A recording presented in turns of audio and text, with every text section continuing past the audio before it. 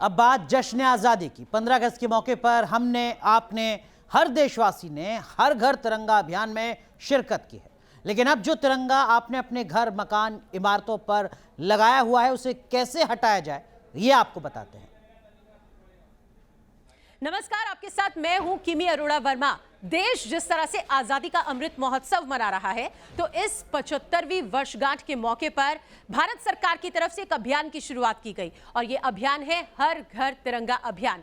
हर घर तिरंगा अभियान के तहत हमने हर घर में तिरंगा देखा, हर हाथ में तिरंगा देखा और एक अलग सी उमंग देखी और एक अलग सा उत्साह देखा। तिरंगा हमने फहराया, लेकिन तिरंगे को फहराने के बाद किस तरह से हम तिरंगे को अपने घर में रख सकते हैं, किस तरह से हम उसे सम्मान पूर्वक सहेज कर रख सकते हैं, उसे फोल्ड करके रख सकते हैं, आज इस वीडियो में हम आपको वो दिखाने की कोशिश करेंगे। मेरे साथ मेरी सहयोगी खुशबू भी मौजूद हैं। उनके साथ, उनकी मदद से हम आपको दिखाएंगे कि आप किस तरह से अपने घर में तिरंगे को सम्मान पूर्वक फोल्ड करके रख सकते हैं।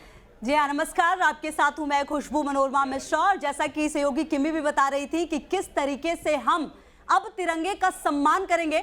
देखिए, तिरंगा सिर्फ फहराने तक का सम्मान नहीं, तिरंगे का सम्मान तब भी जब आप उसको फोल्ड करते हैं, जब आप उसको वापस रखते हैं। इसलिए जरूरी है कि आज अब जब तिरंगा को उतारा अपने अपने घर से, क्योंकि हर घर तिरंगा अभियान के तहत आपने भी जरूर अपने घर में तिरंगा फहराया होगा, तो अब जब वक्त है कि हम तिरंगे को वापस रखें तो उसे उसी सम्मान के साथ वापस रखें जितने सम्मान के साथ हमने उसे फहराया था। तो आज हम आपको बताने वाले हैं कि आखिरकार आप तिरंगे को कैसे ससम्मान वापस रखेंगे। देखिए, ये एक डेमो है जिसके जरिए आप समझिए जब तिरंगा फोल्ड होगा तो इस तरीके से आपके हाथों में आना चाहिए। तो अब हम आपको प्रॉपर वे में बताने वाले हैं कि कैसे तिरंगे को ससम्मान आप फोल्ड करें। क्योंकि बिल्कुल देखिए, तिरंगे को फोल्ड करने के लिए भी एक प्रोटोकॉल को फॉलो करना होता है, वो हम आपको अपनी इस वीडियो के जरिए दिखाने की और समझाने की कोशिश करते हैं। तो सबसे पहले हम तिरंगा खोल लेते हैं ताकि हम आपको शुरुआत से ये पूरा जो एक तरीका है, जो प्रोसेस है, वो हम आपको बता सके। ये हमारा तिरंगा, चलिए शुरुआत करते हैं। आप सबसे पहले किमी इसे हम निचले हिस्से को, हरे वाले हिस्से जो हमारा हिस्सा है उसे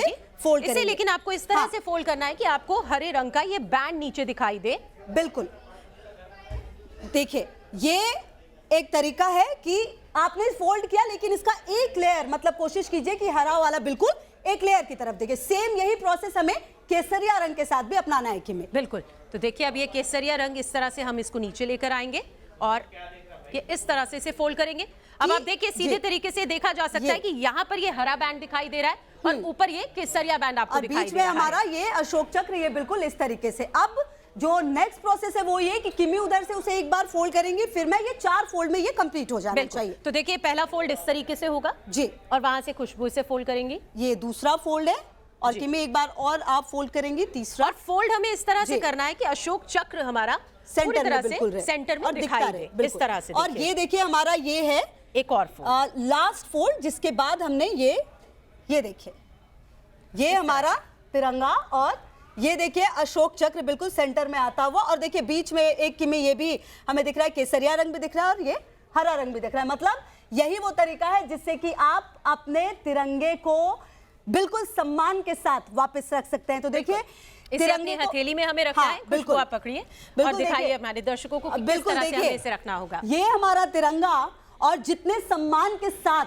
हम इसे फहराते हैं, जब सम्मान वही आता है तो फिर वही सम्मान इसे फोल्ड करते वक्त भी आना चाहिए। और कई बार हमने कई सारे झंडे ऐसे भी देखते हैं कि हम जो कभी कहीं पर गिरे होते हैं, तो वो छोटे छोटे तिरंगे आप अपनी बुक्स में या कहीं पर वो भी सहेज कर रख सकते हैं। तो अगले साल जब इस मौके पर आपको तिरंगा फहराना हो, तो आप इसे सहेजे हुए तिरंगे को बिल्कुल इसी तरीके से निकालें और जिस तरीके से हमने आपको इसे खोलकर दिखाया और जिस तरीके से हमने आपको इसे फोल्ड करके दिखाया है, आप इसी तरीके से इसे फोल्ड कर वापस रख भी सकते हैं। बिल्कुल, यही तरीका है हमारे तिरंगे को सम्मान देने का, क्योंकि जैसे आपने फहराया है सम्मान से, वैसे ही सम्मान के साथ तिरंगे को वापस भी रखिएगा। ये हमारी अपील भी है और हमारी कोशिश है कि हमारे दर्शक ये समझ सके कि तिरंगे को सम्मान देना फहराने के बाद भी कितना ज्यादा जरूरी है, और ये हमारा फर्ज भी है और इस फर्ज को हमें पूरा करना होगा। फिलहाल चलिए, उम्मीद करते हैं आपको हमारा ये वीडियो पसंद आया होगा।